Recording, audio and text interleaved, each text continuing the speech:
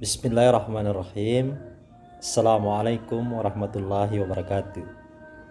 Innal hamdalillah nahmaduhu wa nasta'inuhu wa nastaghfiruh wa na'udzu billahi min syururi anfusina wa min sayyiati a'malina. May yahdihillahu fala mudhillalah wa may yudlil fala hadiyalah. Asyhadu an la ilaha illallah wa asyhadu anna Muhammadan abduhu wa rasuluhu la nabiyya ba'da. Sebagai bagian dari proses sejarah yang memang harus kami sampaikan pada hari ini, menjawab bermacam tanggapan, bermacam pernyataan dari publik, dari beberapa kalangan, dari orang muda, dari pemerhati sejarah, menjadi wajib sifatnya kami sebagai terah dari Kedatuan Taliwang, Kesultanan Sumbawa Terah, Gawatalu, Makassar untuk menjawab berbagai hal yang menyangkut sejarah Sultan Sumbawa Datu Taliwang itu. Yang pertama adalah bicara sejarah, kita akan pastilah berstandar kepada metodologi sejarah. Standar baku dunia metodologi sejarah itu ada 3 syarat sehingga baru bisa dikatakan itu adalah sejarah. Yang pertama adalah textbook, buku. Yang kedua adalah pemilih histori, cerita keluarga. Dan yang ketiga adalah empiric clue, fakta sejarah. Ketiga syarat ini adalah standar baku yang digunakan oleh beberapa sejarawan dunia, beberapa pakar sejarah. Sehingga sewaktu kami mengundang Profesor Helius tahun 2014 di Taliwang untuk menguak salah satu sejarah perang antara Taliwang dengan Belanda, beliau mengatakan kepada saya, Pak Sahril, kalau mau kuak sejarah itu harus memenuhi 3 metodologi itu. Ketika 3 metodologi tersebut sudah memenuhi syarat, maka barulah dikatakan sejarah. Apabila tidak memenuhi ketiga metodologi tersebut, maka sejarah itu menjadi dicung, sejarah yang dibuat-buat. Makanya dalam hal ini kami ingin memberikan klarifikasi terhadap postingan medsos, Facebook dan lain sebagainya tentang beberapa upload dan mempertanyakan tentang eksistensi dari Kedatuan Taliwang, Kesultanan Sumbawa Terah Gawatalu. Yang pertama adalah kami ingin menyampaikan kepada khalayak publik luas bahwa dokumen arsip nasional Republik Indonesia di Jakarta itu jelas termaktub.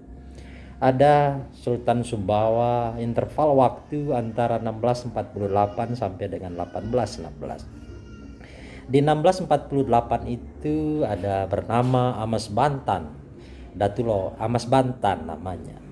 Amas Bantan ini adalah yang kita kenal adalah Datu Loka katanya ya. Amas Bantan ini Sultan Sumbawa Datu Taliwang. Dan jelaslah secara eksplisit, secara faktual bahwa ketika berbicara Sultan Sumbawa Datu Taliwang, yang juga Belanda mengatakan Den Vriend Pan Taliwang Al de Vos Pan Sumbawa, Sultan Sumbawa Datu Taliwang, jelaslah lokasi pusat kesultanannya itu adalah di Taliwang. Makanya yang pertama tadi adalah kita bisa memasukkan ini ke dalam posisi dokumen yang bersifat textbook, walaupun memang itu adalah surat diplomatik antara Sultan Sumbawa dengan POC di Batavia. Yang kedua adalah ketika kita berbicara pemilih histori. Pemilih histori ini cerita keluarga. Cerita keluarga yang kami dapatkan dari ibunda kami itu Dato Haja Siti Fatimah adalah beliau dulu itu sering diajak ke salah satu makam di Masjid Nurul Fala Taliwang itu oleh ibunya Bidarasari. Nah, dalam hikayat ceritanya itu kami menghubungkan dengan apa yang menjadi menguak tentang proses sejarah dari perang Taliwang melawan Belanda itu. Karena nggak mungkin lah Belanda akan perang ke Taliwang ini melawan camat, melawan kepala desa. Ya pastilah ada satu eksistensi yang dimana saya katakan di atas tadi itu adalah eksistensi tentang Sultan Sumbawa Datu Taliwang yang dikatakan Belanda dan Vriend Pan Taliwang Al de Vos Pan Sumbawa. Makanya terus kami menggali sejarah ini secara baik, secara benar, secara on the track berdasarkan metodologi itu. Yang kedua, pemilih histori ini mengatakan bahwa kakek beliau itu adalah Lalu Pewa. Nah, kami juga tidak serta-merta ingin bisa mengatakan bahwa itu benar makam Lalu Pewa, kami ini terus berusaha keras agar bisa mendapatkan terjemahan dari makam tersebut. Akhirnya kami datang ke Makassar, datang ke Goa, karena itu adalah aksara Serang, aksara Bugis Makassar.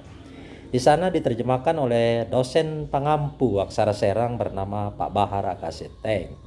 Beliau ini pernah juga melakukan hal yang sama di Kalimantan, di mana aksara Serang ini memang salah satu aksara untuk menyembunyikan identitas dari pengejaran Belanda terhadap Terah Gorontalo itu.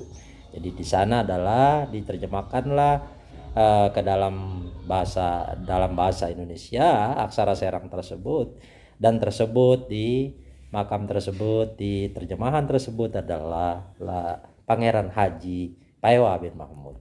Bagaimana kami bisa terus ini menjadi sesuatu yang harus terkuak secara komprehensif? Kami menghubungkan antara yang tiga tadi, antara textbook, family story, dan empiric law. Nah, ketika kami melihat di buku Zollinger 1847 yang memang menjadi bestseller di Amerika, termaktub jelas di situ ada The Raja Pantaliwang, Zodra The Raja Pantaliwang, Pangeran Haji. Makanya kami ini tetap standar baku yang disampaikan oleh Prof. Helius itu adalah textbook, family story, dan empiric law.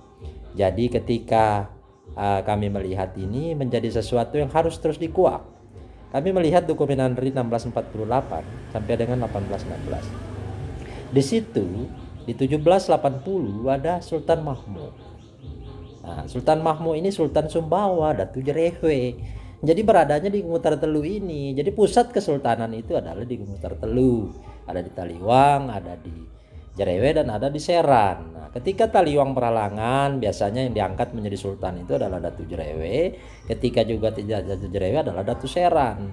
Jadi inilah bukti dari apa yang kami lakukan berhubungan dengan metodologi yang menjadi penguat sejarah ini. Jadi ketika ada statement yang mengatakan bahwa ini ada klaim, ada pengakuan, itu sebenarnya ini sudah selesai sebenarnya, cuman memang belum menjadi sebuah buku yang tuntas, karena kami juga harus menunggu Istana Sultan Sumbawa Datu Taliwang yang di Karangmotong, juga harus menunggu foto dari Lalu Pewa ini yang sudah kami bersurat ke Kedubes Belanda agar bisa mengembalikan apa yang diambil oleh mereka, apakah itu dibawa oleh Belanda atau dibawa oleh bagian dari yang diangkat oleh Belanda di Karangpekat. Karena kalau mereka di Karangpekat itu jelas diangkat oleh Belanda itu 1845. Nah, jadi Amrullah itu diangkat menjadi Sultan Sumbawa oleh Belanda, bukan berdasarkan nasab. Jadi kalau kami ini berdasarkan nasab, karena kita mengenal kerajaan ini adalah monarki, adalah keturunan, adalah silsilah. Makanya silsilah ini kami kejar ke Makassar, itu ada Sultan Mahmud di sana. Dan keturunannya ada di sana sekarang adalah Sombayar di Goa ke-38, Yang Mulia Andiko Malaiju, Deng Silak, Karaing, Lemang Parang, Batara Goa 3. Nah, jadi siapa Sultan Mahmud ini? Anak dari siapa? Anak dari Karaing Buntu Mesugi, Datu Buntu Raja, Sultana Sumbawa, Datu Taliwang. Siapa suaminya? Iman Yumbali dan Patumpo Karaing Barang Mamasi, Raja Talo, yang menikah dengan Karaing Buntu Mesugi, lahir Mahmud. Nah, di dalam translate yang ada di makam Masjid Nurul Falah Taliwang itu jelas bahwa Pangeran Haji Paewa bin Mahmud. Jadi jelaslah Paewa ini, Lalu Paewa ini adalah anak dari Sultan Sumbawa Datu Jerewe. Jadi beliau ini di dalam dokumen surat yang ada itu jelas di Andri itu adalah Sultan Sumbawa Datu Taliwang itu Paewa. Nah, makanya ketika Zollinger datang 1847 dikatakanlah oleh Lalu Pewa ini, Pangeran Haji ini, bahwa Sumbawa itu adalah sempalan dan kami ini berdaulat penuh secara politik. Jadi Taliwang itu tidak dibawa siapa-siapa, berdaulat penuh. Nah, inilah yang terputus antara proses Sultan Sumbawa Datu Taliwang dengan Sultan Sumbawa yang diangkat oleh Belanda di Karangpekat sana. Jadi di sana itu 1845 diangkat. Di sini di Taliwang berjalan terus proses pemerintahannya. Dan malah dikatakan di dalam buku Zollinger itu Taliwang sering berhubungan dagang dengan Eropa lewat balat ke Pelabuhan Piju di Lombok Timur dengan Med. Johansen Lange. Jadi dia ini sudah, Taliwang ini sudah eksis luar biasa, dan memang Sultan Sumbawa itu Datu Taliwang. Nah, siapa Bonto Masugi? Karaeng Bonto Masugi ini, Datu Bonto Raja ini, beliau itu adalah anak dari Imam Pasesu Sultan Muhammad Kaharudin I. Sultan Muhammad Kaharudin I itu disebut eksplisit di dalam dokumen tentara Bilang Watalu itu Sultan Sumbawa Datu Taliwang. Jadi Bonto Masugi anaknya dari Sultan Sumbawa Datu Taliwang yang kawin dengan I Masugi Ratu Karaeng Bonto Parang. Siapa I Masugi Ratu Karaeng Bonto Parang ini? I Masugi Ratu Karaeng Bonto Parang ini adalah anak dari Amas Madinah yang menikah dengan Irakia Karaeng Agam ini. Nah, lahirlah I Masugi Ratu Karaeng Bonto Parang. Sementara Imam Pasesu Sultan Muhammad Kaharudin I ini anak dari Dewa Majajarewe yang menikah dengan Karaeng Bonto Jini, putri Goa. Jadi inilah ringkasan yang ingin kami sampaikan kepada publik supaya tidak ada pertanyaan dan lain sebagainya. Kalau kurang jelas, kami juga siap sebenarnya dari awal sudah membuka sejarah ini. Mari kita undang semua sejarawan Tanah Sumbawa ini dari Empang sampai Sekongkang jika perlu. Kita buka ini dengan metodologi sejarah yang benar. Sekarang adalah era digital, era yang tidak bisa lagi disembunyi-sembunyikan.